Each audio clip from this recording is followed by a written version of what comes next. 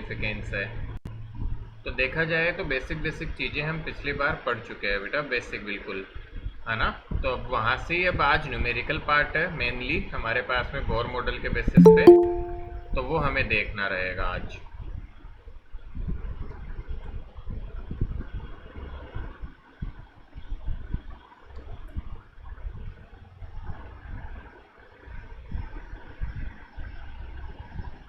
चलिए,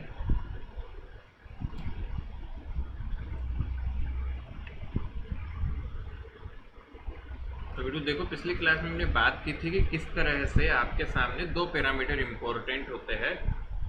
पहला आपका सेंट्रीपिटल फोर्स और दूसरा आपका इलेक्ट्रिक फोर्स। तो जब सर्कल में इलेक्ट्रॉन घूमता है न्यूक्लियस के चारों तरफ, तो उस पर आपस का इलेक्ट्रिक फोर्स लगता है आपस में बेटा, और वही सेंट्रीपिटल फोर्स के बराबर होता है। तो M V square by R equal to K Q one Q two. ये फॉर्मूला क्या है, ये वही लिखा हुआ है K Q one Q two by R square. एक बेटा आता है angular momentum M V R equal to N H upon two pi. ये बोर का पोस्टुलेट था, मैंने आपको समझाया बेटा कि बोर ने पोस्टुलेट दिया था कि ऐसा मान लो, तो हम ऐसा मानते हैं।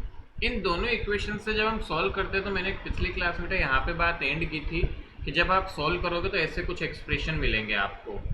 अब हम काम की बात करें तो कैसे हम इसको फाइंड कर सकते हैं, बहुत बेसिक सी बात है, वैसे आप बच्चों ने कर भी लिया होगा।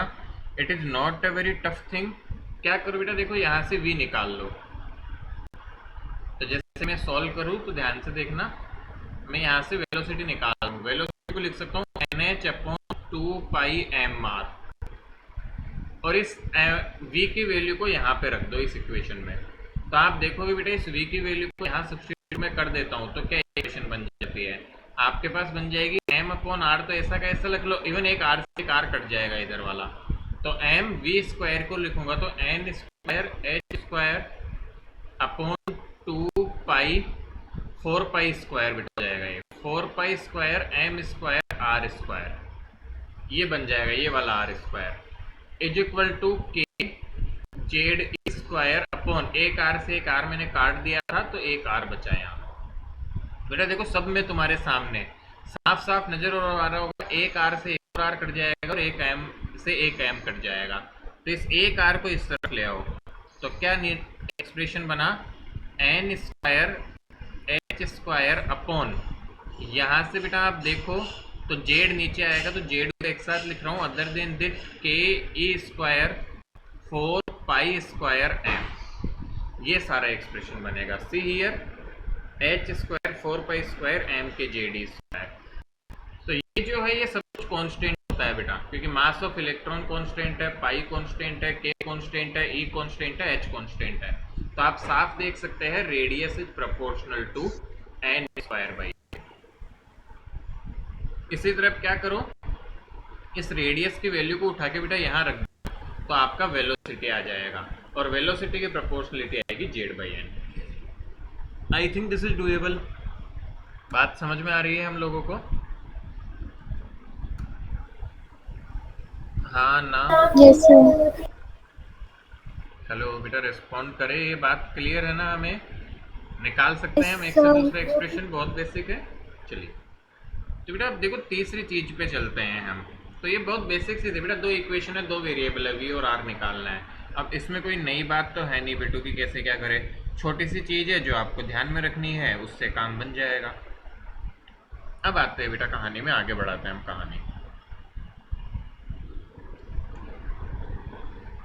अब हम बात करते हैं बेटा एनर्जी की, देखना ढंग से। और अब ये थोड़ा डेरिवेशन पार्ट है बेटा, इसको समझना। हमारे पास में एनर्जी निकालनी है बेटा, तो हमारे पास न्यूक्लियस है जिसमें जेड नंबर ऑफ प्रोटॉन है, और इसके चारों तरफ इलेक्ट्रॉन लगा रहा है यहाँ पे ई। तो बेटा ये जो इनके बीच की दूरी आर है, तो आपको पता है एनर्जी दो तरह की होती है, potential energy plus kinetic energy. तो बेटा एक तो होगी पोटेंशियल एनर्जी, एक हो जाएगी काइनेटिक एनर्जी। पोटेंशियल एनर्जी किन्हीं भी दो चार्ज की कैसे निकालते हैं, ये पुराने टाइम पे सीख रहे हैं तुमने इलेक्ट्रोस्टैटिक में। पोटेंशियल एनर्जी आती है आपकी k Q one Q two by r, याद है कि भूल गए? Yes sir. हाँ, तो बेटा पोटेंशियल एनर्जी निकालो इन दोनों चार्ज के सिस्टम की। तो पोटेंशियल एनर्जी आपकी हो जाएगी के Q1 है बेटा प्रोटॉन्स का चार्ज, तो जेड नंबर ऑफ प्रोटॉन है, एक प्रोटॉन का चार्ज होता है ई। Q2 है आपका इलेक्ट्रॉन का चार्ज। अब बेटा इलेक्ट्रॉन के चार्ज को मैं माइनस ही लिखूंगा, क्यों?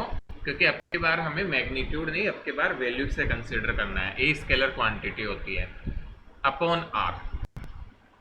तो पोटेंशियल एनर्जी का फॉर्मूला आ गया, देखो बेटा आपके सामने, माइनस के जेड ई स्क्वायर अपॉन आर। ये फॉर्मूला आ गया किसका? पोटेंशियल एनर्जी का। अब बेटा आर की वैल्यू को यहाँ पे लाके रख दोगे तो आपका वो बड़ा सा फॉर्मूला बन जाएगा, बट अभी हम नहीं बनाएंगे बड़ा सा फॉर्मूला। इसी तरह देखो बेटा काइनेटिक एनर्जी की बात करूं मैं, तो काइनेटिक एनर्जी होती है हाफ एम वी स्क्वायर, ठीक है ना।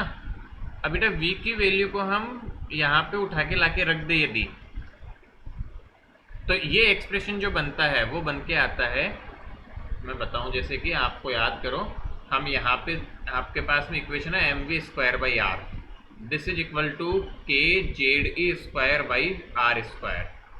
ये हमने पिछली बार देखो ये वाली इक्वेशन, ये वाली इक्वेशन। तो यहाँ से मैं एम वी स्क्वायर की वैल्यू उठा लूँ, देखना बेटा एम वी स्क्वायर की वैल्यू उठा लूँ, तो एक आर से एक आर कट के आएगा k Z E square by r. तो यहाँ पे रख दूँ तो ये एक्सप्रेशन आ जाएगा के Z E square by 2r। So this is the expression for kinetic energy. अब कोई आपसे पूछे बेटा टोटल एनर्जी कितनी होगी, तो बताओ क्या आंसर होगा? पोटेंशियल प्लस ऐड हो जाएगा, दोनों को ऐड कर देंगे बेटा, total energy let's call it E, this is equal to kinetic energy plus potential energy. तो दोनों को ऐड करेंगे, ध्यान से देखना, K J D square upon 2r plus minus का पोटेंशियल एनर्जी तो माइनस में है, तो minus K J D square upon R. बेटा दोनों को सॉल्व करके आपका आंसर आएगा minus k Z E square by 2r। तो यहाँ से साफ क्लियर कट पता चल रहा है कि पोटेंशियल एनर्जी आपकी नेगेटिव आ रही है टोटल एनर्जी। तो हम बेटा एक स्टेटमेंट लिखेंगे, since total energy is negative of electron is negative, this implies it is stable. बेटा यदि टोटल एनर्जी किसी भी सिस्टम की नेगेटिव होती है वो स्टेबिलिटी को बताती है। इवन आपकी एनर्जी जितनी कम होती है उतनी ज़्यादा स्टेबिलिटी होती है, दिस अप्लाइज एवरीवेयर। आपकी एनर्जी जितनी कम होगी उतनी स्टेबिलिटी होगी हमारे पास में। तो हमें ये सारी चीज़ें बेटा ध्यान में रखनी है। देखो अब एनर्जी का भी बेटा बड़ा सा एक्सप्रेशन बनाया जा सकता है, यहाँ रेडियस की वैल्यू को बड़ा वाला जो एक्सप्रेशन है इसको उठा के यहाँ पे रख दो तो एनर्जी का भी बड़ा सा एक्सप्रेशन आ जाएगा। बट काम की बात क्या सीखनी है हमें वो देखो बेटा, व्हाट टू रिमेंबर वो मैं लिख रहा हूँ यहाँ, जिनसे क्वेश्चंस होते हैं। तो पहला फॉर्मूला जो आप सभी बच्चे याद रखेंगे बेटा,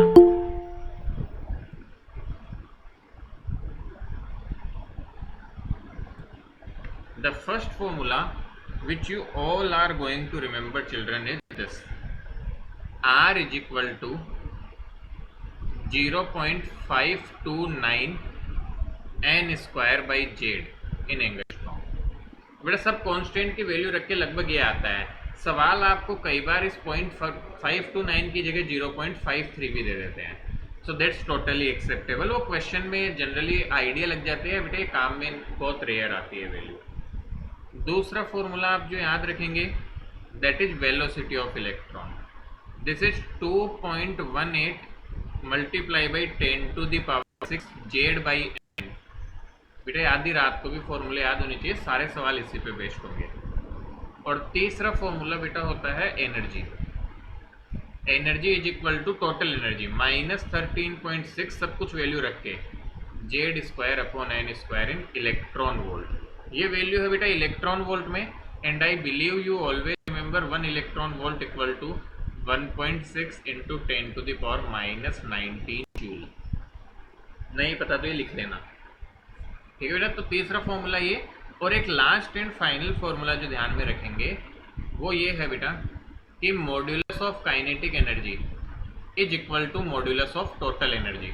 तो आपसे कोई भी पूछे काइनेटिक एनर्जी कितनी है तो टोटल एनर्जी का मॉड्यूलस ले लो।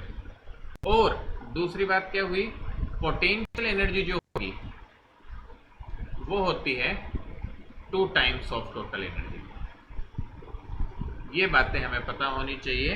This is important thing to remember. तो बेटा टोटल एनर्जी हम इस फॉर्मूले से निकालेंगे। कोई पूछे काइनेटिक एनर्जी कितनी है तो इसका मॉड्यूलस ले लो, और पोटेंशियल एनर्जी कितनी है तो 2 टाइम्स ऑफ टोटल एनर्जी।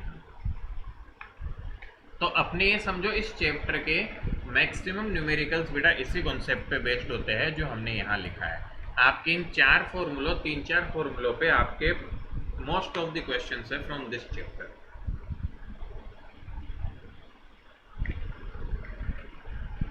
और मेरे अकॉर्डिंग बेटा है बहुत बेसिक, इसमें कुछ करना नहीं है, एक तरह से बस क्विकली क्वेश्चंस करने हैं। बेटा इसको फटाफट फिनिश करो, देखिए जल्दी से लिख लो इसको, फिर आगे करते हैं।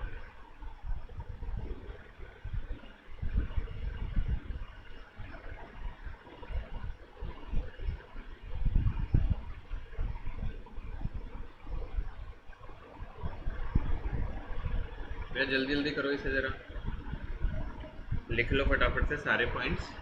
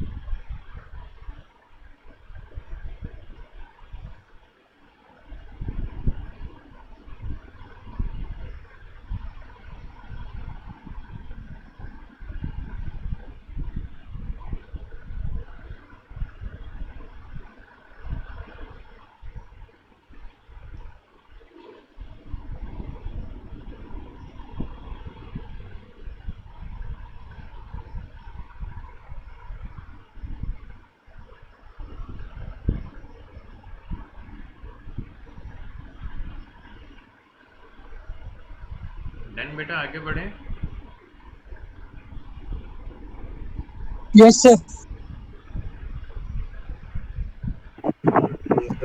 चलिए एक नोट ध्यान रखना है बेटा, कभी भी क्वेश्चन में लिखा हुआ है या कहीं पे भी बेटा एक वर्ड आता है nth excited state.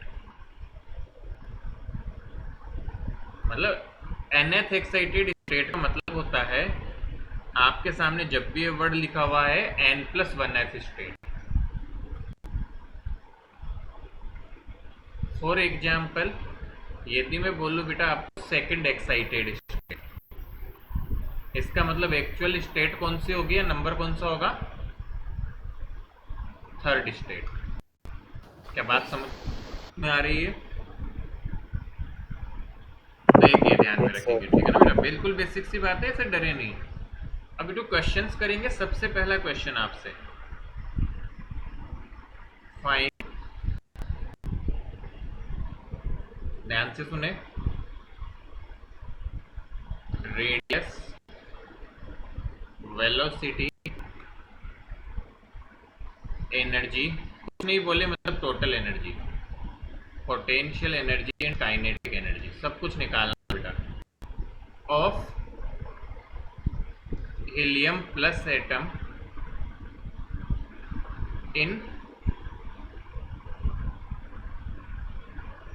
Second state. तो बेटा हीलियम प्लस एटम के लिए वैल्यूज निकालनी है सेकेंड स्टेट के लिए। तो अब देखो क्या क्या दिया हुआ है, मैं तुम्हें हिंट दे देता हूँ। फॉर्मूले तुम्हारे सामने लिखे हुए होंगे। एन की वैल्यू बेटा आपकी 2 है और जेड की वैल्यू हीलियम के लिए 2 है। बाकी सारे फॉर्मूले तुम्हें पता है, तुरंत सारी वैल्यूज निकाल दो 1 मिनट में जल्दी से।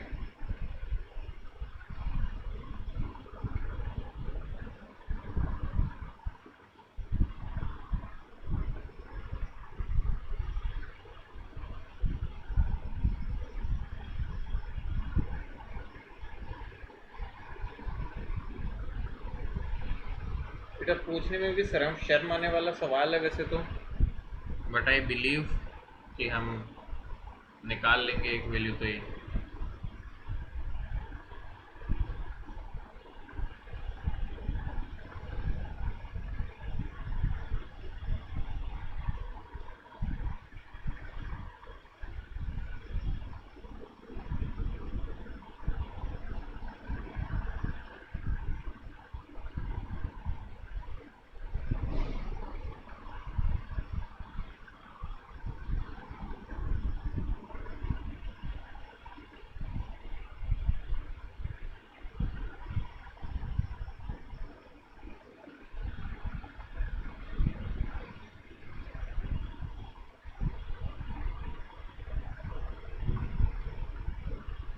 सर रेडियस तो आएगा 1.06 into 10⁻⁻90 joule.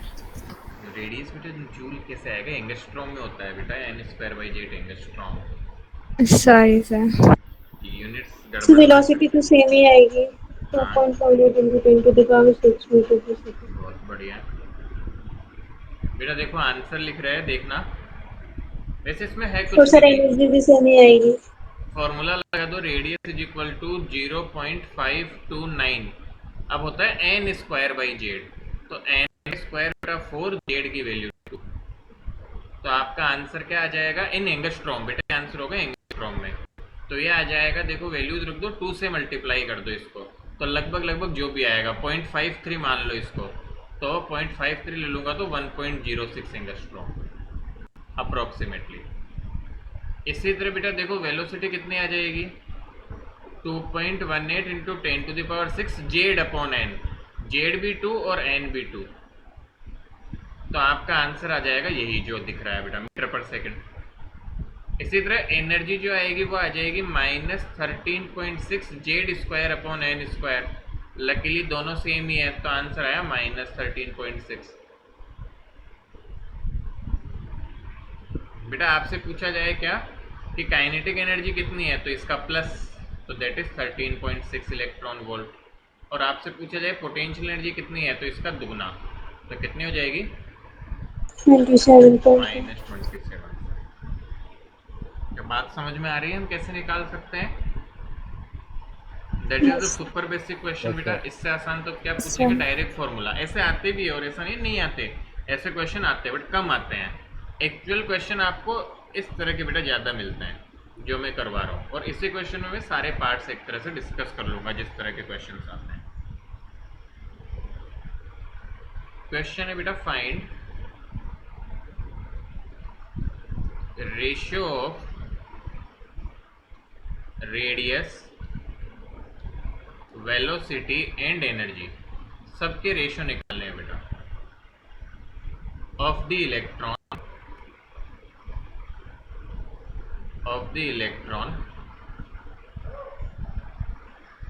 in hydrogen atom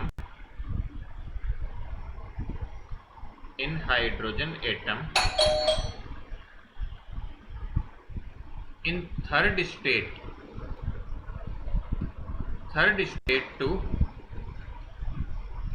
that of electron in helium plus atom in second state।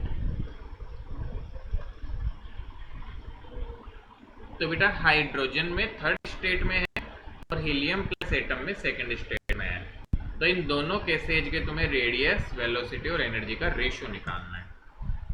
तो करे देखे, फटाफट से शुरू हो जाए, फटाफट से देखे कर पाते हो कि नहीं जल्दी से।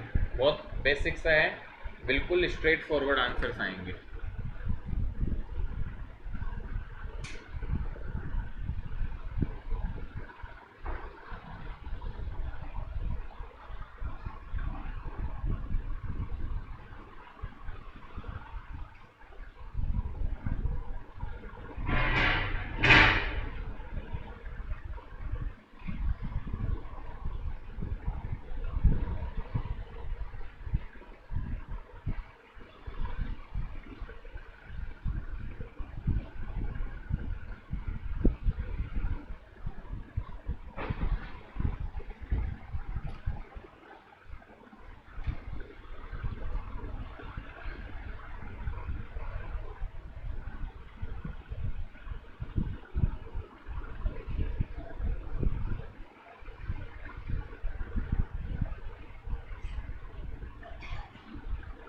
क्या आंसर आ रहा है देखिए, करो फटाफट।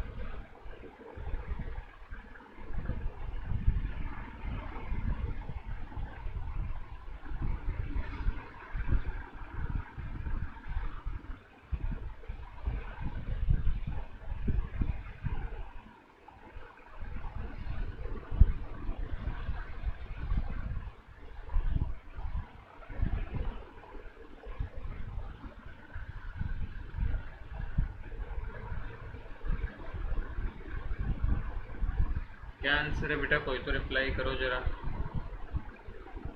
क्या आंसर बन रहा है?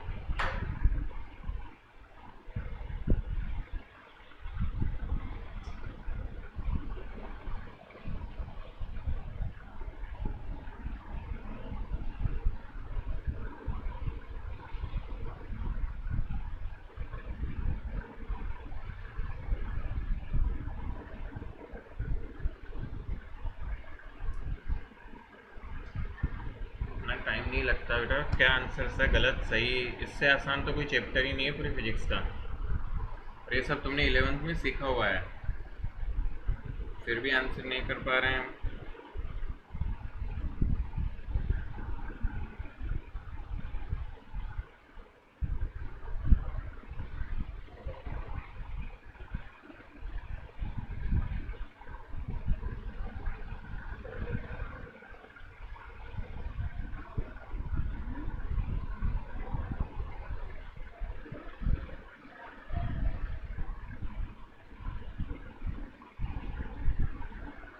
चलो बेटा सॉल्यूशन देखते हैं अपन, है ना, ठीक है ना। तो बेटा ऑब्वियस सी बात है, देखो यहाँ पे हम हाइड्रोजन के लिए लिखेंगे, ठीक है, यहाँ पे हीलियम के पैरामीटर्स लिखेंगे, तो तीनों चीज़ें देखो, ऐसे मैं एक टेबल बना देता हूँ, वैसे ऐसे करना नहीं है, मैं डायरेक्ट तुम्हें बताने के हिसाब से सिखा रहा हूँ, बट करना तो अलग अलग लिख के है बेटा। बट सपोज करो मैं एक साथ, जैसे यहाँ हाइड्रोजन, यहाँ हीलियम के पैरामीटर्स लिखेंगे बेटा, यहाँ रेडियस वैल्यू, यहाँ पे मैं लिखूंगा वेलोसिटी, और यहाँ पे एनर्जी। देखो जरा, समझे हम। तो बेटा हाइड्रोजन की रेडियस मुझे लिखनी है, पहले इसकी वैल्यू लिख लो। तो हाइड्रोजन के लिए बेटा जेड की वैल्यू है 1 और एन की वैल्यू है 3 सवाल के अकॉर्डिंग, और हीलियम के लिए जेड की वैल्यू है 2 और एन की वैल्यू भी 2। तो रेडियस हाइड्रोजन की हो जाएगी कितनी, देखना 0.529 एन स्क्वायर बाई जेड, तो बेटा 9/1। इसी तरह हीलियम की लिखो, यहाँ हम रेशियो लिखेंगे, हीलियम में भी बेटा 0.529 multiply by z n square by z, तो 2 का स्क्वायर अपॉन 2। बेटा तुम्हें साफ दिख रहा है, जब डिवाइड करूंगा देखो तो ये कट जाएगा, आपका 9 ऊपर बचेगा और 2 से यहाँ केवल 2 बच रहा होगा, है ना। तो आपका आंसर आया 9/2। नजर आ रहा होगा, डिवाइड करने पे 9/2 आएगा, आ रहा है क्या? अरे कुछ तो बोले, कुछ समझ आ रहा है, नहीं आ रहा, या सर क्या दिक्कत आ रही है, कुछ तो बताओ। यस, नो,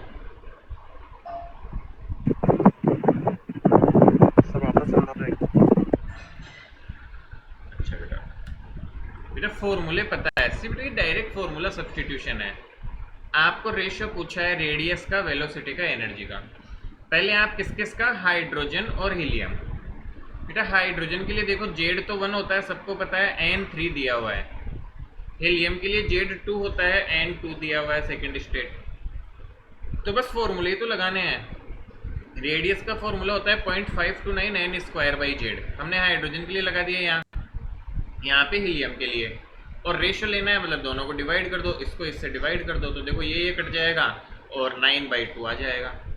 इसी तरह देखो बेटा वेलोसिटी का फॉर्मूला होता है आपके सामने 2.18 इंटू 10⁶ जेड बाई एन, तो 2.18 into 10⁶ multiply by z upon n, तो जेड की वैल्यू बेटा 1 है, एन की 3 है। इसके लिए भी सेम फॉर्मूला लगाओ, 2.18 इंटू 10⁶, जेड की वैल्यू भी 2, एन की वैल्यू भी 2। बेटा देखो सब कुछ कट जाएगा डिवाइड करने पे, आंसर आएगा आपका 1/3। नजर आ रहा है तुम लोगों को?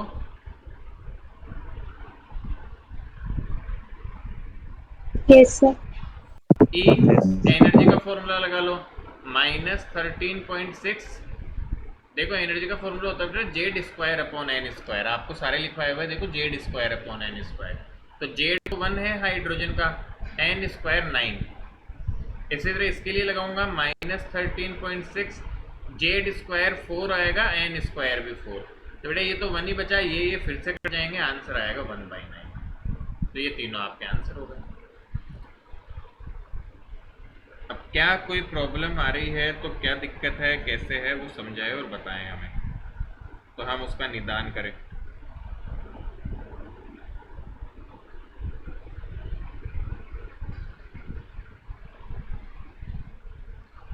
बताइए बेटा, समझ में आ रही है क्या बात? Yes, sir. सिर्फ बहुत बेसिक क्वेश्चंस होते हैं बेटा। आपको डायरेक्ट क्या पूछा, रेशियो पूछ लिया, तो रेशियो पूछने में, और इवन मैंने तो 3 पार्ट पूछे बेटा, आपसे तो कोई एक ही पार्ट पूछा जाएगा एग्जाम में, या हो सकता है 3 डिफरेंट क्वेश्चंस हो इस पे। ये तो मैंने एक ही क्वेश्चन में तुमसे 3 रेशियो पूछ दिए। एग्जाम में क्वेश्चन आता है what is the ratio of radius of the hydrogen in helium and radius of hydrogen in lithium in the 3rd state 4th state फलाना डिमाका, ऐसा करके। तो वहां से फिर तुरंत आंसर निकालो, जेड एन तुम्हें दिया रहेगा सवाल में, फॉर्मूला सब्स्टिट्यूशन। बेटा प्योर फॉर्मूले बेस्ड क्वेश्चन होता है, this is the easiest part, ये ध्यान रखें हम। नेक्स्ट सवाल करते हैं, आइए।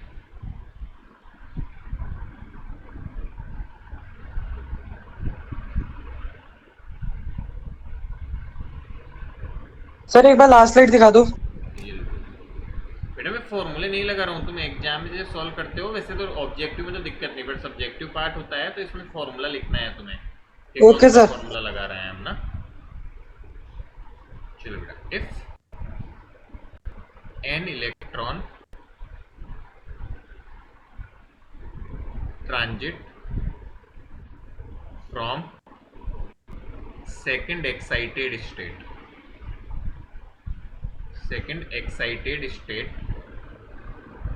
To first state.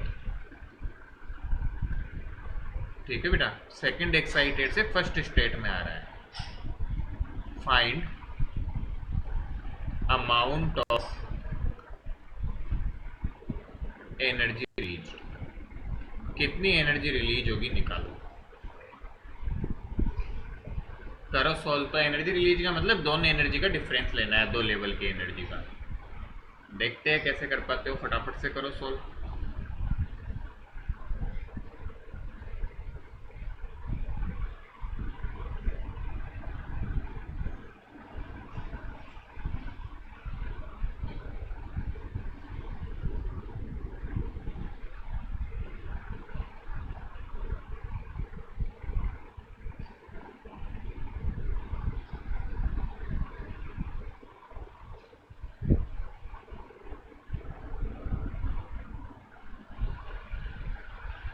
एटलीस्ट इसका आंसर बेटा बताएं हम सही से।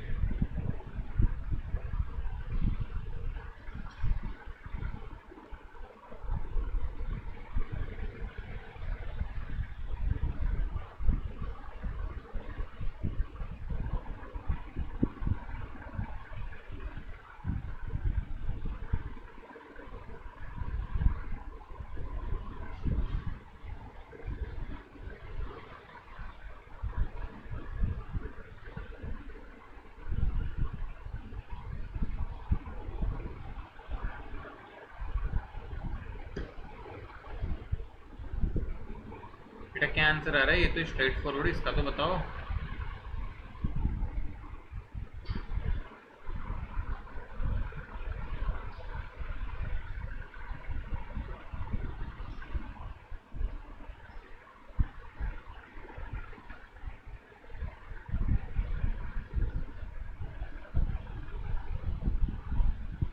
वेरी बैड,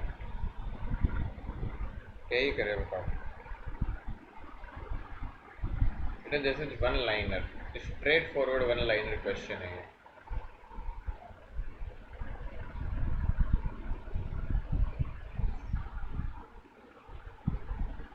बेटा किसी की भी स्टेट्स होती है n = 1, n equal to 2, n equal to 3।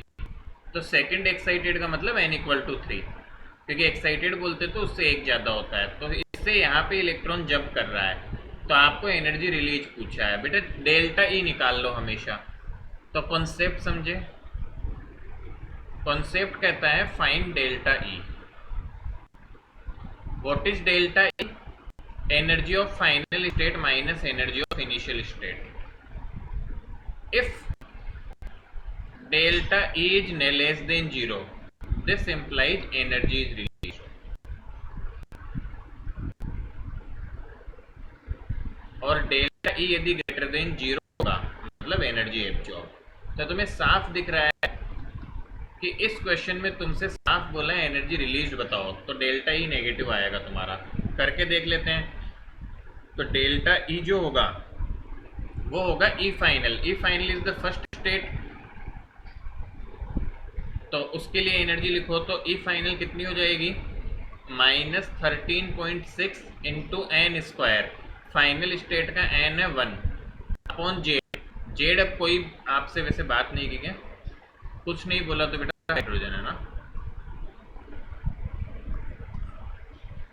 ऐसे बोलना चाहिए था, बट एनीवे हमें नहीं बोला है तो बेटा हम उसके साथ ही जाने वाले हैं ना,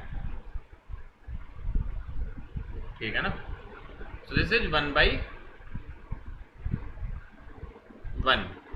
और E इनिशियल कितनी हो जाएगी, E इनिशियल हो जाएगी बेटा -13.6 into n square by z. N is 3, sorry z square upon N square होता है, तो 1/9। तो ये हो गई E इनिशियल। आप ध्यान से देखेंगे तो this comes out to be approximately -1.51। बस डेल्टा E निकाल लो। डेल्टा ई हो जाएगा -13.6 minus of -1.51। Formula delta E सबको पता है, ये वैल्यू आएगी बेटा -12.09 इलेक्ट्रॉन वोल्ट। तो कितनी एनर्जी रिलीज हुई,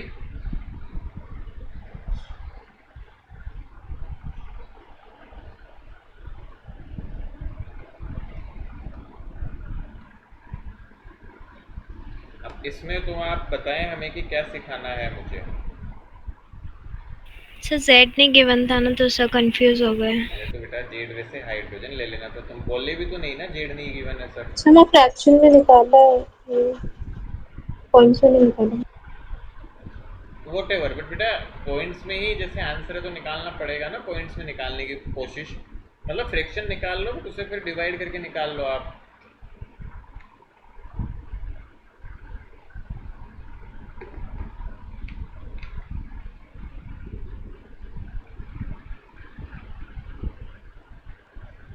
बेटा प्लीज रेस्पॉन्ड तो करो, क्योंकि ये तो 11th का भी बेसिक है, बिल्कुल बेसिक है बेटा। ये चैप्टर फ्री के नंबर होता है 12th क्लास में। 12th क्लास की modern physics is free of cost marks in the board examination. और हाँ जेई में बहुत मेहनत करवाते हैं, जेई में उल फुल क्वेश्चन पूछते हैं यहाँ से, बट फिर भी वहाँ पे भी इसके क्वेश्चन स्टिल स्कोरिंग होता है सबसे टॉपिक। स्ट्रेट फॉरवर्ड क्वेश्चन हम नहीं करेंगे तो कैसे काम चलेगा बताओ।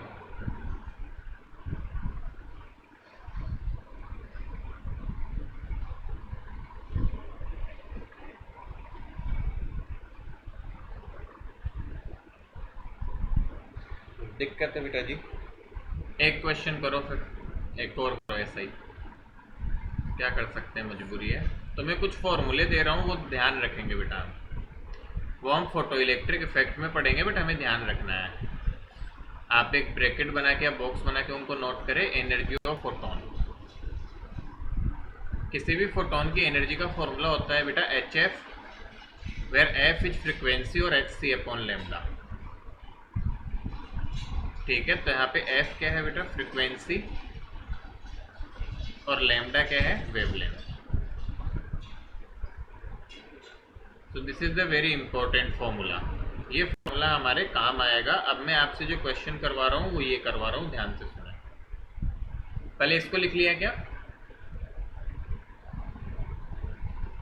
तो एक बार प्लैंक्स कांस्टेंट की वैल्यू बता दो बेटा। H की वैल्यू लगभग 6.6 multiply by 10 to the power -34, 6.634 होता है, बट हम लगभग इतना ले लेते हैं। 6.6 multiplied by 10 to the power minus 34. c is the speed of light. Yes, I hope तुम्हें पता हो। सी जनरली जहाँ भी यूज करते हैं, और नहीं बताया मतलब speed of light, not it is not an integration constant, है ना। क्योंकि एक बार बहुत हंसी का माहौल बन गया था, पहले भी बताया होगा ये बात। मुझे जब भी सोचता हूँ हंसी आ जाती है। मैं क्लास में पढ़ा रहा था और बच्चों से पूछा व्हाट इज सी, एक बच्चा बोलता है sir integration constant. So it's like what should I से ना। सर ये डेल्टा ई में नेगेटिव थोड़ी ना आएगा। कैसे बेटा नेगेटिव ही तो आएगा। देखो फाइनल में से इनिशियल सब्ट्रैक्ट करो, ये नेगेटिव खुद नेगेटिव है। -13.6 माइनस ऑफ माइनस,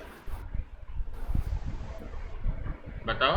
तो फिर एनर्जी तो ऑब्जॉर्व होनी चाहिए ना। बेटा देखो यदि डेल्टा ई नेगेटिव आया तो एनर्जी रिलीज हुई, इसका मतलब क्या है? Yes, delta E sir. Negative आने का मतलब क्या हुआ बेटा? डेल्टा ई नेगेटिव आने का मतलब हुआ कि आपकी फाइनल एनर्जी इनिशियल एनर्जी से कम है, तभी तो नेगेटिव आ रहा है।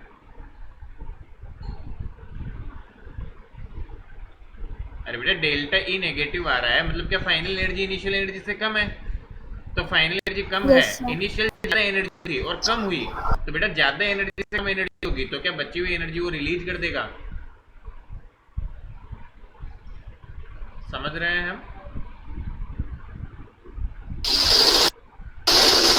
चलिए क्वेश्चन देते हैं दूसरा। जैसे करवाने का मतलब नहीं था बट तुम रिस्पॉन्ड इतना गंदा कर रहे हो, मैं क्या करूं। हीलियम प्लस लेना है तुम्हें, है ना। इलेक्ट्रॉन बेटा जाता है, मैं शॉर्ट में लिख रहा हूं। इलेक्ट्रॉन का ट्रांजिशन होता है third excited state, third excited state to first excited, first excited state में जाता है इलेक्ट्रॉन। आपको पहले तो बेटा एनर्जी निकालनी है, find energy, energy release and wavelength और वेवलेंथ इमिटेड।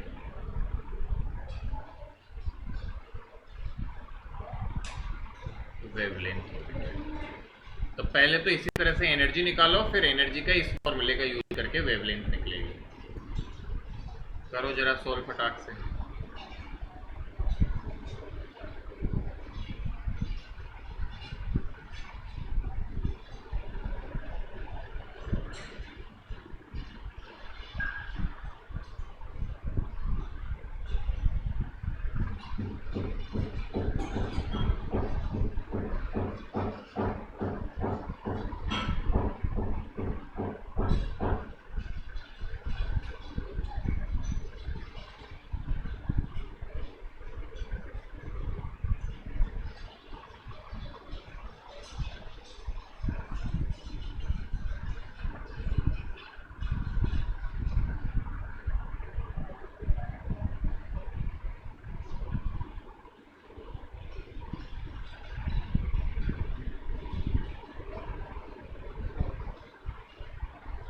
बेटा बहुत आसान है, करो जरा।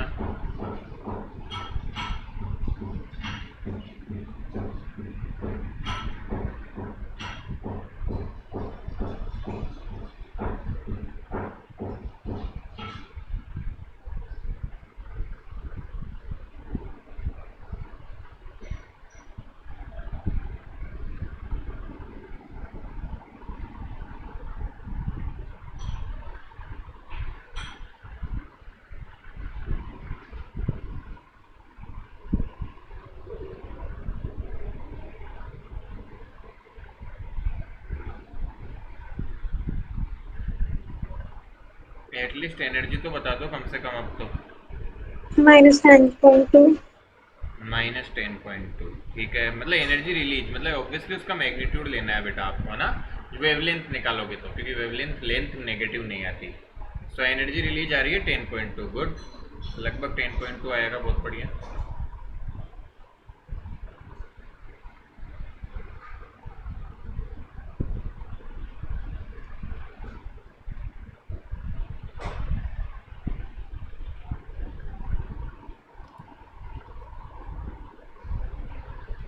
बेटा आई होप ये लिख लिया है तुमने। मैं पिछले पेज पे, अगले पेज पे चला जाऊं?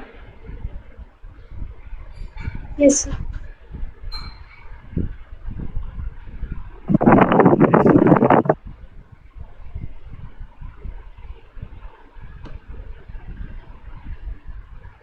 तो बेटा देखो, डेल्टा ई तो सिंपल सी बात है, E final minus E initial. Final state आपकी है अकॉर्डिंग टू क्वेश्चन थर्ड एक्स, मैंने फर्स्ट एक्साइटेड स्टेट बोला है, so this will be E2 second level, और इनिशियल लेवल है थर्ड एक्साइटेड स्टेट मतलब E4। बेटा सेकेंड लेवल की एनर्जी हीलियम के लिए निकालनी है, तो मैं डायरेक्ट लिख रहा हूँ -13.6 into Z square. Z square is 2 का square upon N square is 2 का square, minus of -13.6 into Z square is 2 का स्क्वायर अपॉन 4 का स्क्वायर। आप बेटा इसको सॉल्व करेंगे तो -13.6 माइनस 3.4 प्लस 3.4 हो जाएगा, so this comes out to be -10।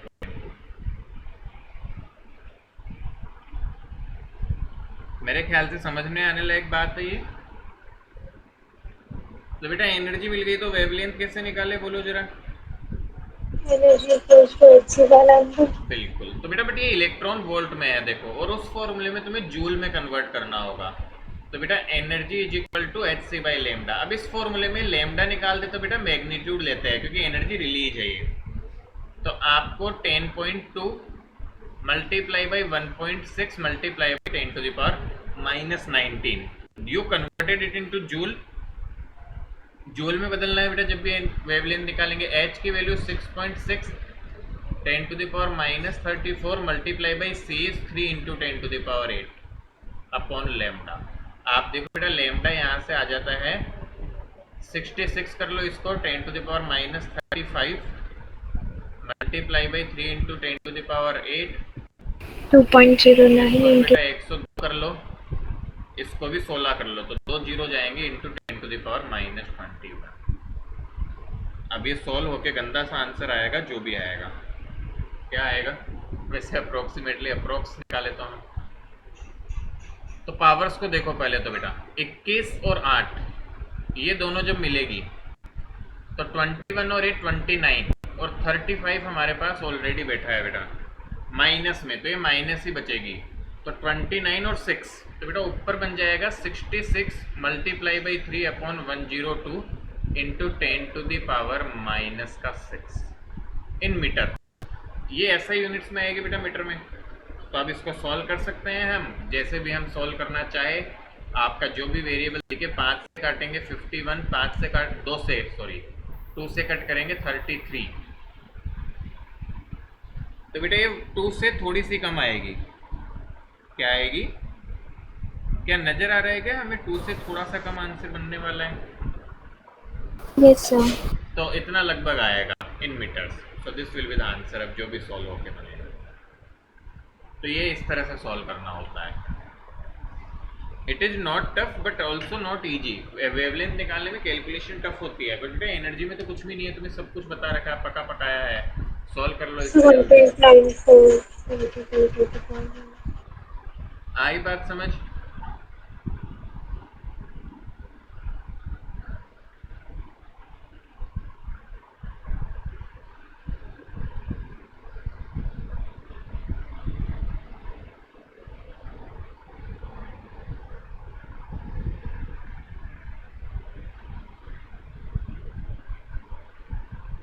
Done? अरे कर पाओगे ना ऐसे क्वेश्चन बेटा? Yes sir. चलिए नेक्स्ट टॉपिक की तरफ चलते हैं,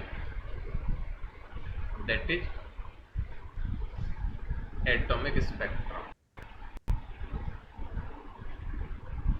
स्पेक्ट्रा इज एक्चुअली बेटा प्लूरल फॉर स्पेक्ट्रम, ऐसा कुछ अजीब नहीं है। ध्यान से समझिए क्या होता है।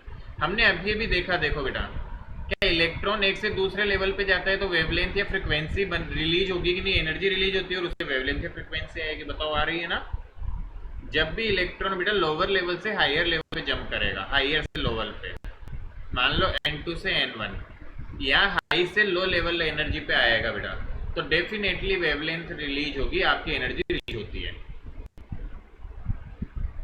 और जब लोअर लेवल से हायर लेवल पे जाता है तो उसे एनर्जी एब्जॉर्ब करता है। इसी के कोरिस्पॉन्डिंग आपकी वेवलेंथ का बेटा कंजम्पशन या एक्सट्रैक्शन होता है, मतलब या तो रिलीज होती है वेवलेंथ या फिर वेवलेंथ एब्जॉर्ब होती है। इसी फिनोमिनन की वजह से स्पेक्ट्रल लाइंस बनती है जिसको आप एटॉमिक स्पेक्ट्रा बोलते हैं। बेटा डेफिनेशन की बात करें पहले तो पहले किताबी डेफिनेशन फिर समझ में आने वाली डेफिनेशन लिखेंगे हम।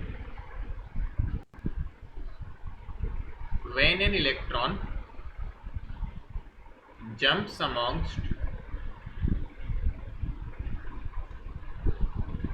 energy levels in an atom, energy is emitted or absorbed. Energy is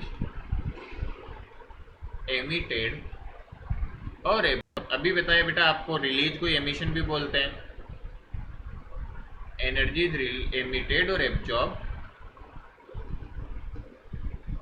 in the form of electromagnetic radiations, in the form of electromagnetic radiations।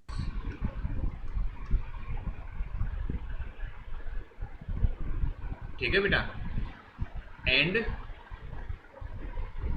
this produces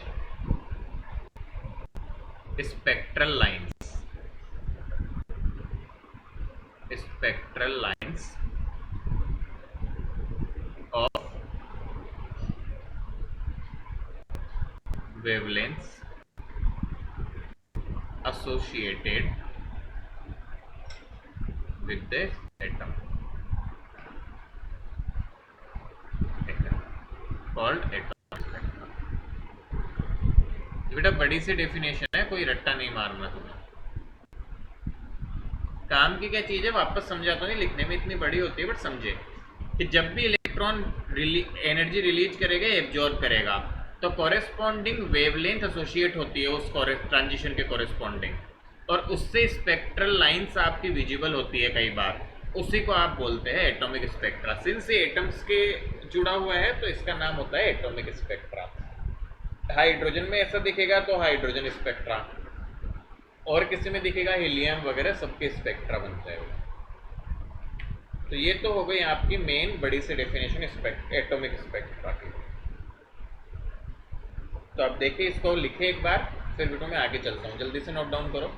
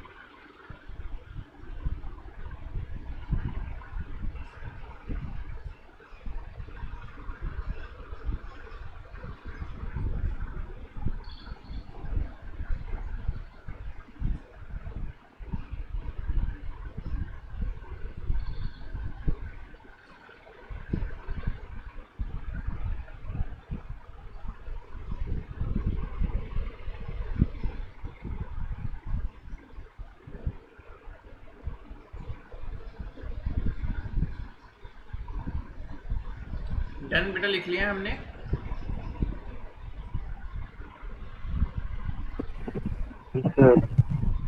बेटा देखो ये तो किताबी तरीका हुआ बताने का, अब हम थोड़ा समझ में आने लायक जैसा तरीका पढ़ते हैं।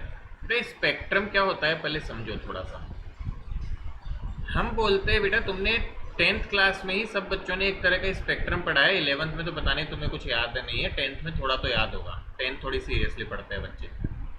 प्रिज्म पे बेटा व्हाइट लाइट गिरती है कि नहीं, और प्रिज्म से जब व्हाइट लाइट निकलती है तो वो ऐसे 7 डिफरेंट टुकड़ों में टूट जाती है।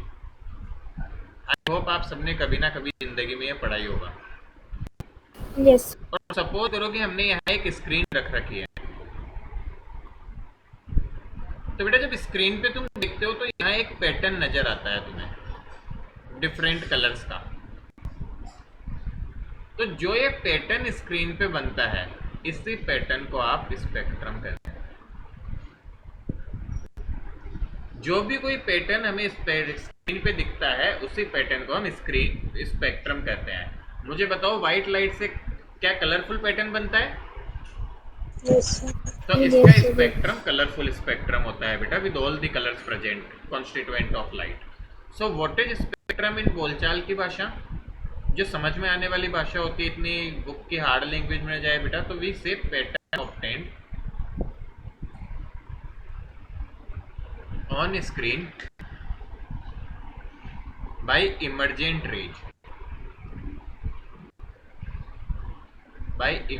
Raise, from prism. तो बेटा प्रिज्म लगाया जाता है और उससे जो इमर्ज होने वाली रेज होती है, उनसे जो पैटर्न बनता है स्क्रीन पे, we call it as spectrum. तो सर एटॉमिक स्पेक्ट्रम क्या होगा? तो वी कैन सिंपली से बेटा स्पेक्ट्रम ऑब्टेन्ड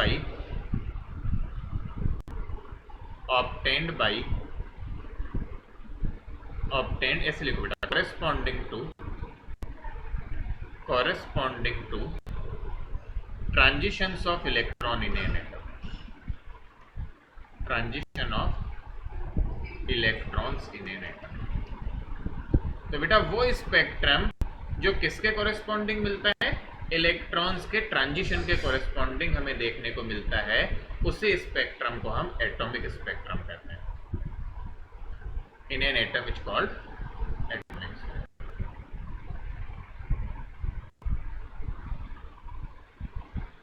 मेरे ख्याल से बात समझ आ रही है हमको? Yes sir. ये थोड़ा समझ में आने लायक क्या हुआ बेटा, समझिए, फिर से वापस रिपीट कर रहा हूं। कोई भी लाइट वगैरह है, उसको प्रिज्म पे डालो, वो इमर्ज होती है और कुछ पैटर्न बनता है स्क्रीन पे, जिसे हम कहते हैं स्पेक्ट्रम। अब यही काम बेटा एटम की वजह से हो, कि एटम से कुछ एनर्जी रिलीज हुई, उससे कुछ पैटर्न बन जाए, तो उसे बोलेंगे एटॉमिक स्पेक्ट्रम। सेम, बिल्कुल कॉरेस्पॉन्डिंगली बेटा सेम चीज है जो हमें ध्यान में रखनी होती है। क्या इतना समझ आ गया हमें?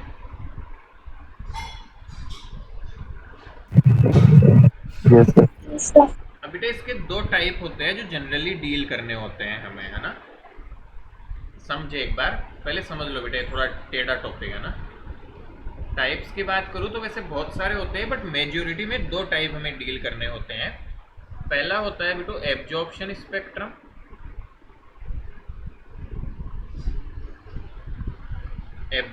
स्पेक्ट्रम, और दूसरा हमारे पास में होता है एमिशन स्पेक्ट्रम। दोनों को ऐसे साइड बाय साइड समझें।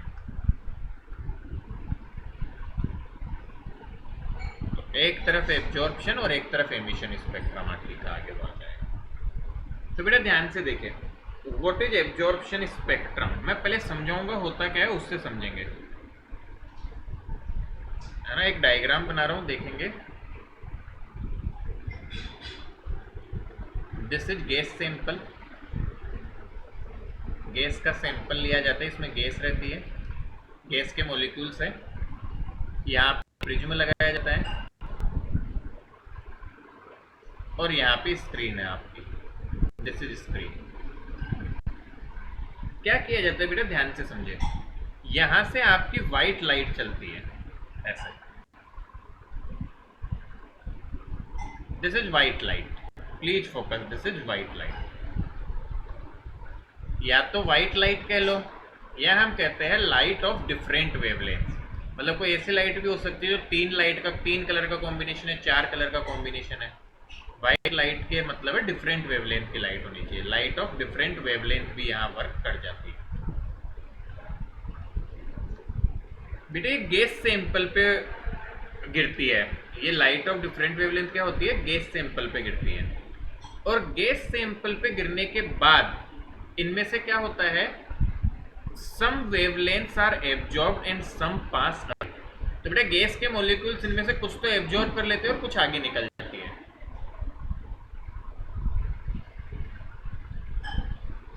wavelengths are absorbed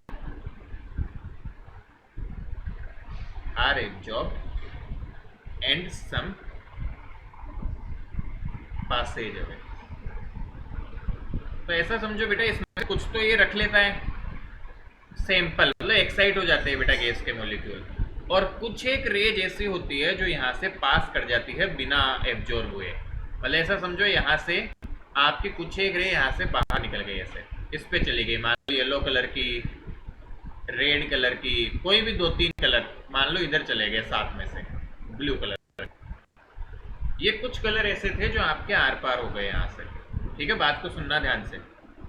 अब ये कलर जब प्रिज्म पे पहुंचे और प्रिज्म पे पहुंचने के बाद आगे चले, तो आगे चलने पे फिर से बेटा स्क्रीन पे जाके कुछ पैटर्न बनाया।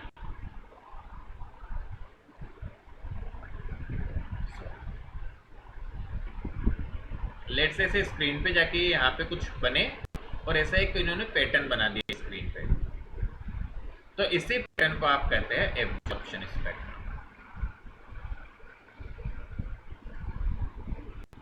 देखो कैसे, कहानी समझो, उसी को अपने वर्ड्स में लिखोगे आप। व्हाट इज द प्रोसेस, मैं बोल के बता रहा हूं डेफिनेशन बेटा। When a white light or a light of different wavelengths incident on a gas sample, then some of the wavelengths are absorbed and some passage away from the gas sample. The remaining wavelengths when pass from the prism form a pattern on the screen. That pattern is known as absorption spectrum. बात दिमाग में आ रही है क्या? हाँ ना, समझ पा रहे हैं? रिपीट करता एक बार, वापस रिपीट करते हैं। व्हाइट लाइट आई गैस सैंपल है, पहले कहानी सुनो। व्हाइट लाइट है, डिफरेंट वेवलेंथ की लाइट गैस पे आई बेटा। इसमें से मान लो 7 कलर की थी, उसमें से 4 कलर मान लो गैस ने ले लिए, खुद के पास रख लिए, तो बचे कितने? 3 बचे, जैसे मैंने यहाँ दिखाया मान लो। तो ये 3 कलर को प्रिज्म से गुजार के हमने पैटर्न बनाया बेटा। ये स्टैंडर्ड प्रोसीजर है, प्रिज्म रखा जाता है हर जगह। तो इसको बना के जो पैटर्न बनाया, उस पैटर्न को हम बोलते हैं बेटा एब्जॉर्प्शन स्पेक्ट्रम। तो इस पैटर्न में एक्चुअल में आपको क्या पता चला, मान लो यहाँ ये 3 कलर आए और तुम्हारी लाइट में 7 कलर थे, तो बेटा क्या मैं इस पैटर्न के 3 कलर को देख के बता सकता हूँ कि कौन कौन सा एब्जॉर्ब हो गया? Yes sir. इसी को एब्जॉर्प्शन स्पेक्ट्रम बोल देते हैं। अभी मैं लिखवा दूंगा, चिंता मत करो, वैसे जरूरत नहीं है, बट ध्यान से समझो। What is absorption spectrum? When light of different wavelengths or white light incidents on the gas sample, then some of the wavelengths are absorbed and some directly pass away. So spectrum obtained by the unabsorbed or beta spectrum obtained corresponding to directly passing rays is known as the absorption spectrum. अब emission spectrum की कहानी सुनो। तुम पहले इसकी कहानी सुनोगे तो तुम्हें ऑटोमेटिक समझ में आएगा बेटा। एमिशन स्पेक्ट्रम में भी क्या होता है, वही आपका गैस सैंपल होगा, यहाँ पे आपका गैस सैंपल है, वही आपके पास में एक प्रिज्म होगा और स्क्रीन होगी। अब ध्यान दे बेटा, फर्क क्या है दोनों में। यहाँ पे क्या होगा बेटा, आपके पास में आप सिंगल वेवलेंथ यूज करते हो। मान लो हम एक सिंगल वेवलेंथ हमने यूज किया, सॉरी ब्लैक क्या ले आया, मान लो मैंने येलो लाइट यूज किया, ऐसे है ना। तो हम यहाँ पे बेटा सिंगल वेवलेंथ की लाइट यूज करते हैं, सिंगल वेवलेंथ लाइट। बात समझ पा रहे हो क्या? Yes sir. अब बेटा सिंगल वेवलेंथ की जो लाइट आती है, वो लाइट कुछ ऐसी होती है कि वो सारी की सारी एब्जॉर्ब कर लेता है मटेरियल। ये गैस का जो सैंपल था वो कंप्लीट एब्जॉर्प्शन कर लेता है। तो हम कहते हैं बेटा all energies absorb, all energies absorb, सारी की सारी एनर्जी एब्जॉर्ब हो जाती है। तो अब पैटर्न कैसे बनेगा, आगे तो कुछ गया ही नहीं। तो बेटा एब्जॉर्ब होने से क्या होते हैं, एक्साइटेड स्टेट में चले जाते हैं। All energies absorb and molecules are excited.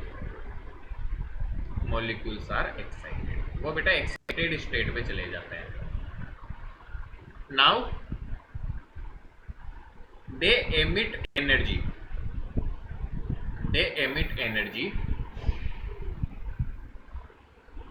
of different wavelengths.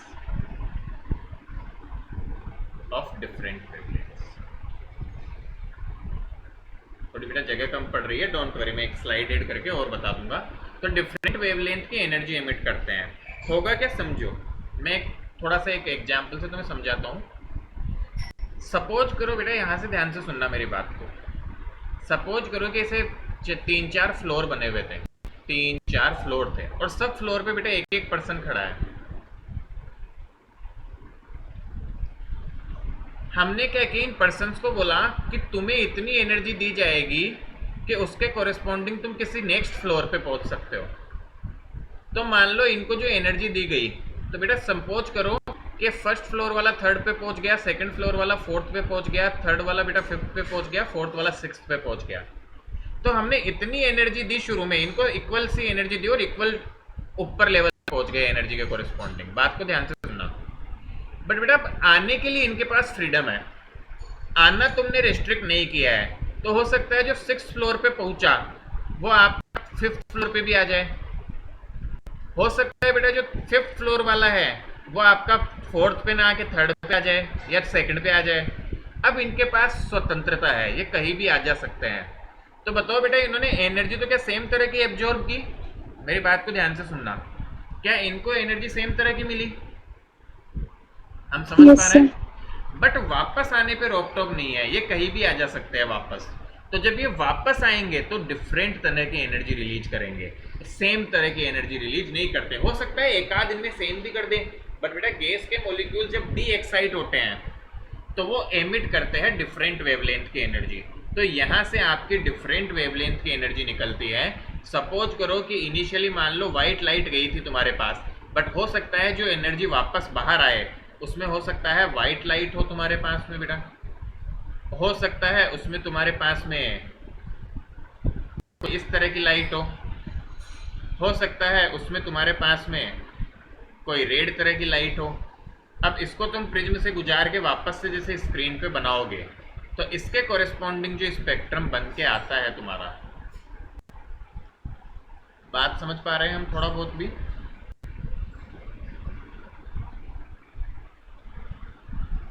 तो इसके कोरिस्पॉन्डिंग जो स्पेक्ट्रम यहाँ बनता है उसको आप बोलते हैं एमिशन स्पेक्ट्रम.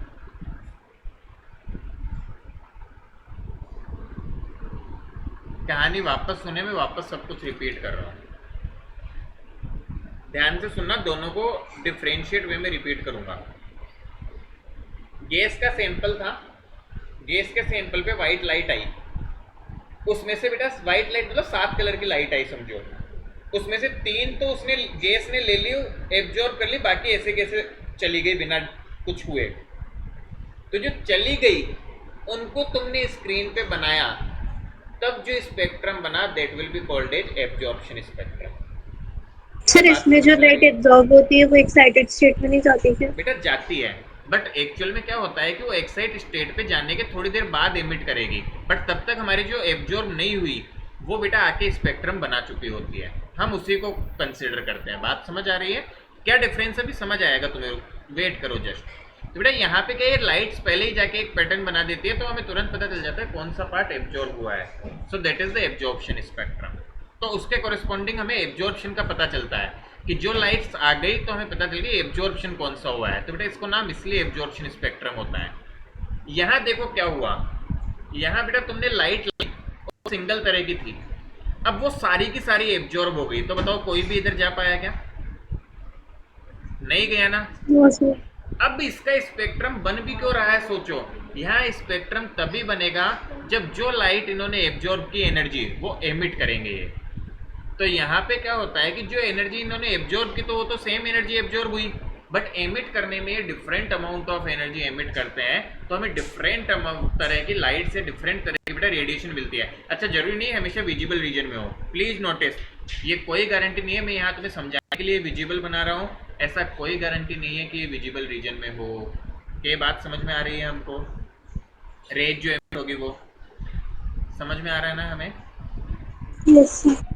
उसे देखने के तरीके होते हैं। अब विजिबल रीजन नहीं है तो माइक्रोस्कोप से देखेंगे, किसी से भी देखेंगे कि कुछ बन रहा है क्या, बट हम समझने के लिए बेटा विजिबल बना रहे हैं। तो वो रेज जो एब्जॉर्ब होने के बाद बेटा एमिट कर रहा है, उससे स्पेक्ट्रम बन रहा है। सी हियर कोई भी ऐसी चीज नहीं है जो गुजर गई, तो यहाँ तो स्पेक्ट्रम बनेगा ही तब जब एनर्जी एमिट होगी। तो एनर्जी एमिट होने की वजह से स्पेक्ट्रम बन रहा है, that's why it is known as emission spectrum. यहाँ पे स्पेक्ट्रम एब्जॉर्ब हो गई एनर्जी, उसके कोरेस्पॉन्डिंग जो बच गई उनसे बन रहा है, तो इसको एब्जॉर्प्शन स्पेक्ट्रम बोलते हैं। हालांकि जो एब्जॉर्ब हुई है वो एमिट तो होगी किसी न किसी फॉर्म में, बट उसमें थोड़ा बहुत टाइम लेग होता है बेटा, टाइम डिफरेंस होता है, तो इसको हम इसलिए एब्जॉर्प्शन की कैटेगरी में डाला गया है। मेरे ख्याल से बात समझ में आती है? Yes what is sir. Absorption and what is emission? फिर रिपीट कर रहा हूँ। जब मल्टी कलर लाइट डालोगे गैस पे तो कुछ कलर वो खा लेगी, कुछ कलर डायरेक्ट निकल जाएंगे। डायरेक्ट निकल गए, उससे जो पैटर्न बना that is absorption. Same colour की वेवलेंथ जाएगी तो सारी की सारी गैस एब्जॉर्ब कर लेगा, उससे फिर वो वापस डी एक्साइट होगा, तब जो पैटर्न बनेगा दैट इज एमिशन स्पेक्ट्रम। तो अब लिख लो इसको फटाफट, ढंग से लिखो। और सर आपने ये क्या लिखा है, मॉलिक्यूल्स आर एमिशन स्पेक्ट्रम वाले में?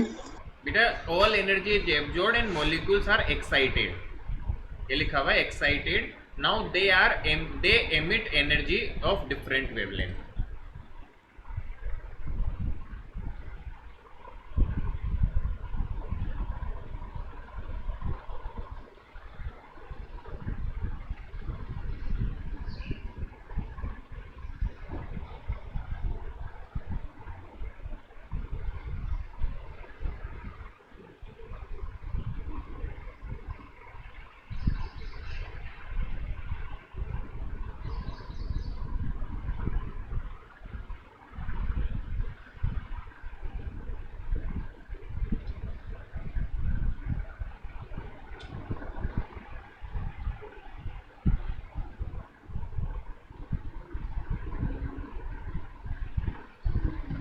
I hope clear है what is the meaning of absorption spectrum, what is the meaning of emission spectrum। इनके भी बेटा सब टाइप्स होते हैं, कंटिन्यूअस स्पेक्ट्रम, बैंड स्पेक्ट्रम। अब आपके बुक में दिया हुआ भी है तो उसको पढ़ने की नीड नहीं है, जितना बताया उतना ध्यान रखे। वो एक मतलब काम नहीं आता कोई, है ना, no one is going to ask. हो सकता है बुक में दिया हुआ हो, जैसे एनसीईआरटी में तो नहीं है, बट यदि आपकी बुक में गिवन है बेटा तो ऐसे बता देना, एक बार मैं एक्सप्लेन कर दूंगा चाहे तो, बाकी काम नहीं आता, इट्स नॉट रिक्वायर्ड। क्योंकि ये बहुत हैवी टॉपिक होते हैं, इसको समझना ही बहुत भारी काम होता है। यदि तुम्हें समझ में भी आ गया कि एब्जॉर्प्शन क्या है, एमिशन क्या है, वो भी बहुत बड़ी बात है। क्योंकि बच्चे उल्टा लेते हैं हमेशा इन चीज़ों को, कि यहाँ पे एब्जॉर्ब हो गई पूरी लाइट तो इसको तो एब्जॉर्प्शन बोलते हैं, यहाँ पे वो सीधी जा रही है तो इसको एमिशन बोलते हैं। तो इट्स वेरी कंफ्यूजिंग। ऐसा कुछ ना करें, जैसा बताया वैसे भी याद रखें।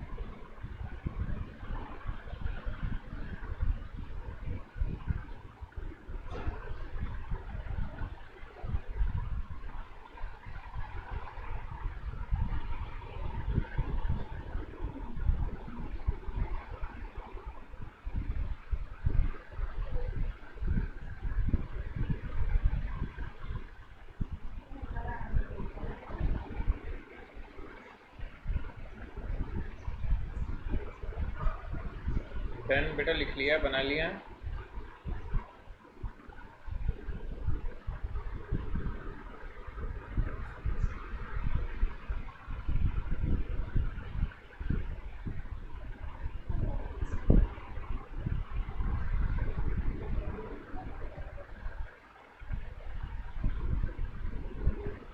Done sir.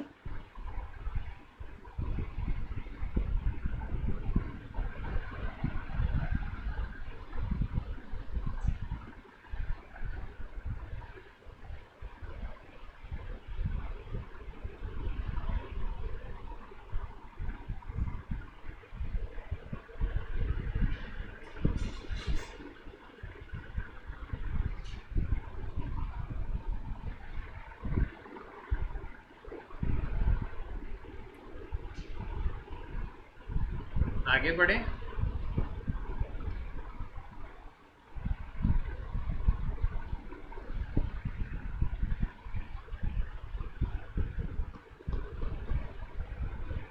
Yes sir. चलो बेटा देखो,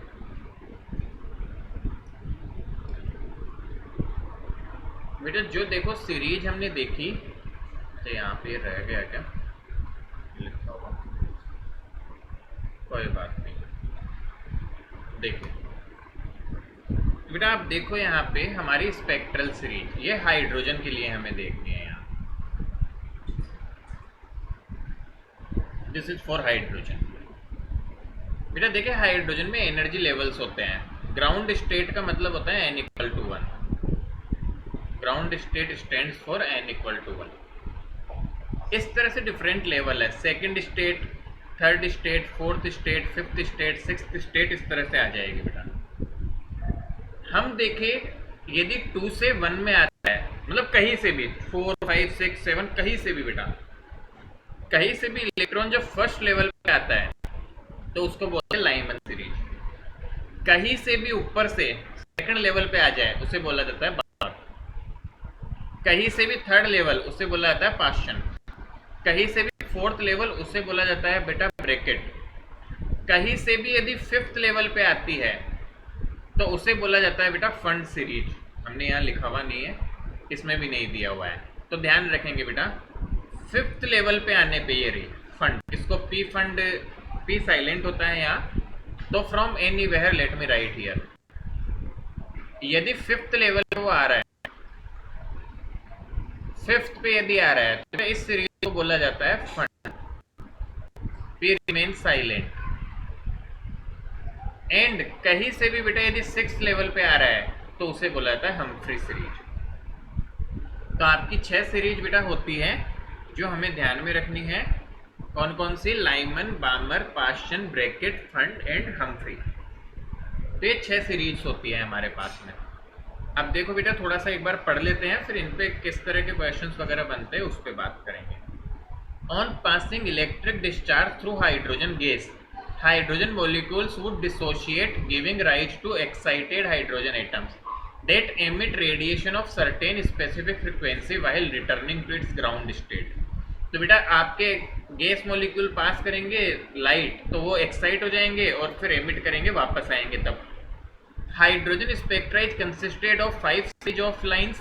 बेटा एक्चुअल में देखो ये 5 सीरीज ऑफ लाइंस जो है ये पुराना है ना, अभी हमें 6th भी मिल चाहिए और इवन इससे आगे की भी डिस्कवरीज वगैरह चल रही है। So spectrum named after discoverer Lyman, Balmer ये साइंटिस्ट के नाम है बेटा, Paschen, Brackett, Pfund and Humphrey. तो 6th लाइन भी मिल गई है हमें, हम ध्यान रखेंगे बेटा this is the 6th one. Atomic spectra है जो huge scope in study of electronic structure of various atom molecules and ion. ये कोई काम का नहीं है, ये 5 लाइन ध्यान रखेंगे। तो जब भी हायर स्टेट पे जाके वो एमिट करते हैं तो उससे आपका एमिशन स्पेक्ट्रम हो गया और उससे आपकी लाइंस होती है डिफरेंट कोरिस्पॉन्डिंगली, वो आपकी दिखाई देती है बेटा हमें। क्या ये बात हमें समझ आ रही है इतनी सी जो बताई गई? सर एक बार वापस समझा दो। वापस बताया बेटा, वापस समझो। बताओ क्या यहाँ एनर्जी हायर स्टेट पे बेटा एनर्जी जो होती है वो ज़्यादा होती है, तो जब ज़्यादा एनर्जी से कम एनर्जी पे इलेक्ट्रॉन जाएंगे तो क्या एनर्जी रिलीज करेंगे? अभी क्वेश्चंस भी करवाए थे आपको ना एनर्जी रिलीज वाले, देखो यहाँ पे नेगेटिव आई थी एनर्जी, याद आ रहा है हमें? Yes sir. तो जब ऊपर के लेवल से बेटा इलेक्ट्रॉन नीचे के लेवल पे आते हैं तो वो एनर्जी रिलीज करते हैं। तो वही एनर्जी रिलीज होगी, तो हमने अभी क्वेश्चन करवाया था वेवलेंथ निकाल सकते हैं बेटा, और एनर्जी आ रही है। तो जब एनर्जी आने को ही आप हाइड्रोजन स्पेक्ट्रम, बेटा वेवलेंथ बनती है, पैटर्न बनेगा उस वेवलेंथ का, तो उसी को बोलते हैं हाइड्रोजन स्पेक्ट्रम। तो हाइड्रोजन के अंदर जब हाइयर एनर्जी से लोअर एनर्जी पे ट्रांजिशन होता है, उसके कोरेस्पॉन्डिंग जो पैटर्न्स मिलते हैं उनको बोला जाता है बेटा हाइड्रोजन स्पेक्ट्रम। अब देखो इन पैटर्न की डिस्कवरी डिफरेंट साइंटिस्ट ने की। एक तरह का पैटर्न निकाला लाइमन साइंटिस्ट ने, तो उसको लाइमन नाम सीरीज नाम दे दिया। दूसरे तरह का पैटर्न जो बनता था बेटा, डिफरेंट पैटर्न बनते हैं डिपेंडिंग कि कहाँ वो ट्रांजिट कर रहा है। दूसरे तरह का जो पैटर्न बना उसे बाम्बर सीरीज नाम दिया गया। तीसरे तरह का बना उसे पास्चन सीरीज बोला। चौथे तरह के को ब्रैकेट बोल दिया। इनके साइंटिस्ट ने डिस्कवर किया बेटा। पांचवी तरह को फंड सीरीज बोला गया। छठी सीरीज को हम्फ्री सीरीज बोला गया। तो ऐसे साइंटिस्ट के नाम पे नाम रखा गया। मतलब ऐसा समझ कि हम कहीं किसी जगह पे गए, मतलब डेकोरेशन करवाना, तो सपोज करो हमें बर्थडे का आपने, और हम डेकोरेशन वालों के पास जाते हैं, किसी इंटीरियर डिजाइनर या जो भी डेकोरेट करता है उनके पास, उसको बोलते हैं तुम डिफरेंट पैटर्न्स दिखाओ, तुम दिखाओ क्या क्या डिजाइन्स होती है। तो वो तुम्हें मान लो 6 पैटर्न दिखाता है और उन 6 पैटर्न को उसने कुछ नाम दे रखा होगा। कुछ ऐसा ही है कि तुम हाइड्रोजन एटम का स्पेक्ट्रम को तुमने देखा तो तुम्हें 6 डिफरेंट तरह की चीजें दिखी मानो, तो उन 6 के डिफरेंट नाम है। अब थोड़ी सी बात समझ में आ रही है? कहानी थोड़ी क्लियर है हमें? Yes sir. है ना, सिंपल। ऐसा समझ लो 6 डिफरेंट तरह की डिजाइन्स है। 6 डिफरेंट डिजाइन्स तुम्हें दिखाई गई और तुमसे नाम बता दिए गए कि देखो इस तरह की डिजाइन का ये नाम है, इसका ये नाम है। फिर वो तुमसे पूछेंगे बताओ कौन से डिजाइन करवाना चाहोगे, तुम्हें जो अच्छी लगेगी तुम उसका नाम बता दोगे, लाइक दैट। अब बेटा यहाँ पे देखो हम एक छोटा सा डेरिवेशन करेंगे, बस that is the last topic for today. फिर थोड़ा सा उस पर न्यूमेरिकल बचेंगे, वो हम अगली बार कर लेंगे बेटा। एक छोटा सा डेरिवेशन है, ठीक है ना बेटा। हमें निकालनी है wavelength of emitted electron. Direct निकालने का एक फॉर्मूला बनाएंगे, एमिटेड फोटोन। मतलब जब भी बेटा हाई लेवल से लो लेवल पे आ रहा है, एन इनिशियल, इसको एन इनिशियल बोल दो, इसको एन फाइनल लेवल बोल दो बेटा। तो जब भी किसी ऊपर वाले लेवल से किसी लोअर लेवल पे वो आ रहा है, तो हमारे पास में क्या फॉर्मूला उसका रहेगा ये हमें देखना होता है, ठीक है ना। मतलब हम किसी हायर लेवल से लोअर लेवल पे आ रहे हैं तो हमारे पास में क्या सिचुएशन होगी। अच्छा मुझे बताओ दोनों में से किसकी एनर्जी ज्यादा होगी, इस फाइनल लेवल या इनिशियल लेवल की? बोलो बोलो। फाइनल की। ऑब्वियस बात है बेटा, नहीं बेटा लोअर लेवल की एनर्जी कम होती है, तो ई initial is greater than E final. तो बोलो एनर्जी रिलीज होगी या एब्जॉर्ब होगी? रिलीज होगी। अभी क्वेश्चन तो करवाए बेटा। अब देखो बेटा एनर्जी रिलीज होगी, तो अब के बार मुझे वेवलेंथ चाहिए। मैं मैग्नीट्यूड में बेटा माइनस नहीं दिखाना चाहता, तो क्या मैं डेल्टा ई को डायरेक्ट लिख सकता हूं, बड़ी माइनस छोटी? क्योंकि हमें खुद को पता है वैसे फॉर्मूला क्या होता है बेटा डेल्टा ई का। डेल्टा ई का फॉर्मूला तो होता है E final minus E initial. तो तुम इसको डेल्टा ई भी नहीं ऐसे लिख लो बेटा, एनर्जी रिलीज। तो अब ये प्लस में ही रिपोर्ट कर रहे हैं हम, थोड़ा सा बस समझने का फेर है। तो एनर्जी रिलीज को ई बोल दे रहे हैं, that is E initial minus e final. ऐसा क्यों किया मैंने? क्योंकि मुझे पता है बेटा ई इनिशियल बड़ी है और एनर्जी पॉजिटिव आनी चाहिए। तो अब इनका फॉर्मूला लिखो, ई इनिशियल हो जाएगी -13.6 z square upon N initial का स्क्वायर, माइनस ई फाइनल हो जाएगी -13.6 z square upon N final का स्क्वायर। बेटा ई एनर्जी को लिखा जा सकता है एच सी अपॉन लेमडा। जो एनर्जी रिलीज हुई that can be written as h c upon lambda. तो आइए शुरू करते हैं इसको बेटा। देखो h c upon lambda is equal to, क्या क्या कॉमन दिख रहा है तुम्हें इसमें से? कुछ कॉमन दिख रहा है क्या? अच्छा ये बेटा इलेक्ट्रॉन वोल्ट में होगी, तो इस पूरे को किससे मल्टीप्लाई कर सकते हैं? 1.6 इंटू 10⁻⁻19 जूल। तो ये जूल में आ जाएगी। तो 13.6 कॉमन दिख रहा है, बाहर निकाल लो। जेड स्क्वायर कॉमन दिख रहा है, बाहर निकाल लो। मल्टीप्लाई बाई 1.6 इंटू 10⁻⁻19 कॉमन दिख रहा है, बाहर निकालो ब्रैकेट से। ध्यान से दो ब्रैकेट में क्या बचा, ये माइनस और माइनस प्लस हो जाएगा। तो 1/n फाइनल का स्क्वायर माइनस 1/n इनिशियल का स्क्वायर। बोलो ये बचेगा कि नहीं? Yes, sir. आ रहा है समझ में? बेटा एन फाइनल तुम ध्यान से देखोगे तो is less than an initial, तो ऑब्वियसली एन फाइनल कम है तो ये क्वांटिटी बढ़ गया 1 एन फाइनल, तो हमारा पॉजिटिव आ रहा है देखो, और आना भी चाहिए था। तो h c upon lambda is equal to इतना। बेटा लेमडा चाहिए तो एच सी को भी उधर भेज दो, तो 1 upon lambda is equal to 13.6 into 1.6 into 10⁻⁻19 into Z square upon H into C. तो एच की वैल्यू होती है बेटा 6.6 into 10⁻34 multiply by 3 into 10⁸ multiply by 1 upon N final square minus 1 upon N initial का स्क्वायर। बेटा इस पूरी value को जब कैलकुलेट करोगे तो क्या कुछ कांस्टेंट वैल्यू बनेगी? Yes sir. इसको एक नया कांस्टेंट बना दिया गया, किसी को याद है क्या नाम बोलते थे? R z square 1 upon N final square minus 1 upon N initial square. ये बेटा एक नया फॉर्मूला बना के आपको दिया गया जो लेमडा निकालने में काम आता है, where R is known as Rydberg's constant. Rydberg ने इतनी पूरी मेहनत करके फॉर्मूला दिया था कि डायरेक्ट लगा देना, this is known as Rydberg's constant, जहां पे बेटा आर की वैल्यू को भी हम बताएंगे, बट क्वेश्चन करने में हम जनरली 1/r की वैल्यू यूज करते हैं, क्योंकि आपको लेमडा निकालना है तो बताओ r डिनोमिनेटर में आएगा कि नहीं, तो 1/r की वैल्यू हम अप्रोक्सीमेटली याद रखते हैं, दिस इज अप्रोक्सीमेटली 911 एंगस्ट्रॉम। तो बेटा 911 एंगस्ट्रॉम इसकी लगभग वैल्यू होती है जो हमें क्वेश्चंस में यूज लेंगे। Is this clear? थोड़ा तो समझ में आ रहा है?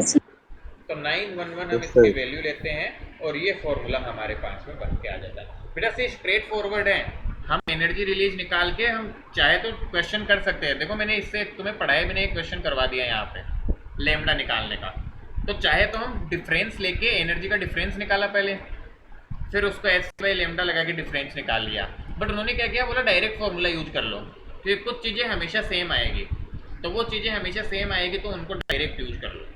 तो इससे क्या होता है, थोड़ा आसानी से निकल जाता है लेमडा जब भी लेमडा पूछा जाएगा।